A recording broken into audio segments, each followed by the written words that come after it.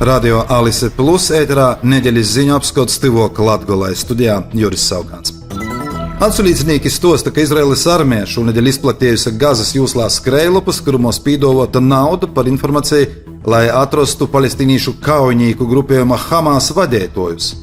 Konkrēti 400 000 ASV dolāru pīdoloti par informāciju, kas palīdzētu atrast Hamas Gazas jūslas līderi Jehju As-Sinvaru, 300 000 ASV dolāru par ziņām par jo broļi Mohamedu As-Sinvaru, treisreiz mazāk atliedzība, jeb 100 000 dolāru izsludinota par informāciju, kas palīdzētu atrast Hamas militāru komandīri Mohamedu Deivu.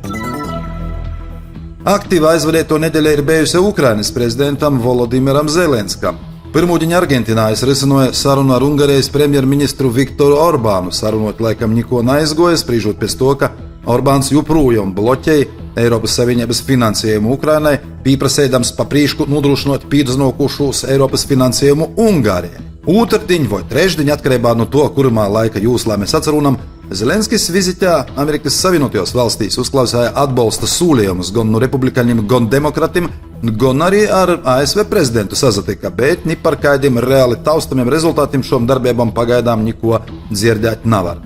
Trešdien Zelenskis izrada Oslo iztikšanos ar 5 ziemeļu valstu līderiem. Medijos vizite Oslo nosaukta par nagaidītu, bet ar zināmu cerību stariņi, ka tas palīdzēs nostiprināt ziemeļu valstu atbalstu Ukrainai. Savukārt ceturtdien Ukrainas prezidents Volodimirs Zelenskis izrada īpriekš neizziņotā vizitē Vācijā, Frankfurtas apkārtnē, i pat policija plašāku informāciju par šo viziti nav sniegusi. Kas notiek Latvijā pa tu laiku? Latvijas Saeima šonedēļ galīgajā lasījumā pieņēma grozījumus krimināla likumā, pastiprinot kriminālu atbildību par noziegumiem pret valsts drošību, par atsevišķiem nodarījumiem paredzēts pat mūža ieslodzījumus. Valsts prezidents Edgars Rinkevičs savukārt šonedēļ izsludināja Saeimā pieņemto likumu par tā sauktos Stambulas konvencijas vai Eiropas padomjas konvencijas par vardarbības pret sīvītām un vardarbības saimi novēršanu un apkarošanu ratificēšanu Latvijā.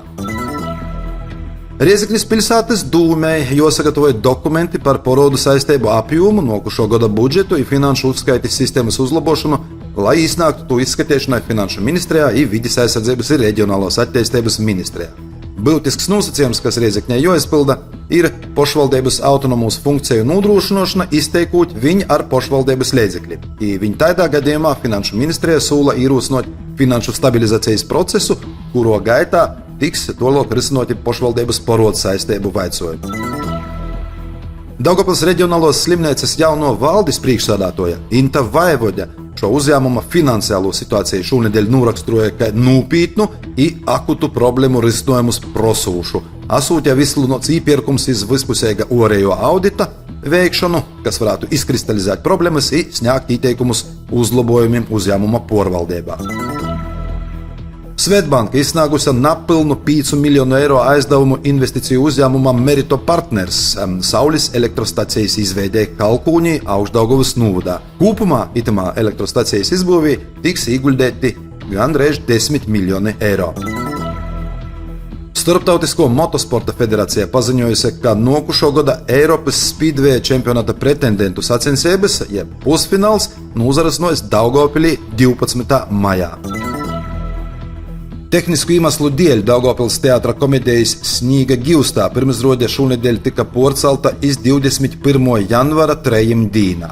Iepriekš nopirktī bileti iz 14. decembra izrodi būs derīgi, bet skatītājiem, kuri izvēlējās apmeklēt pārcelto izrodi, teātris pateicībā par uzticību dāvinājas dāvanu karti 5 eiro vērtībā, kuru varēs izmantot nopirkot bileti iz jebkuru no Daugavpils teātra izrodēm.